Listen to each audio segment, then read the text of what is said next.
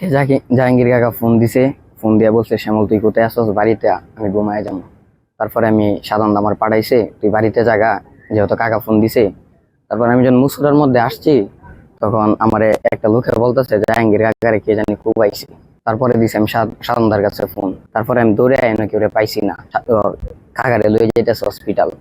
একজনকে এই যে দেখে দৌড়ছে, দৌড়ে তারপরে এই বাংলা ঘর আইনা বানছে। অনুমানিক 9টা বাজে রাত্র। বাজার দিয়ে যে রাস্তা দিয়ে যাইতেছি ওনার মার্কেট দিক দিয়ে, তখন আমি দেখলাম যে ভাই তাজুল ইসলামের ফার্নিচারের দোকানে বসা। তখন ওনার সঙ্গে গিয়ে আমি কথা বললাম যে টাকা পয়সা দেওয়া নিয়ে কারে দিব কারে না, এভাবে হ্যাঁ কথা বললাম। কথা বলার পরে আমি গেস্ট হাউসে চলে গেলাম।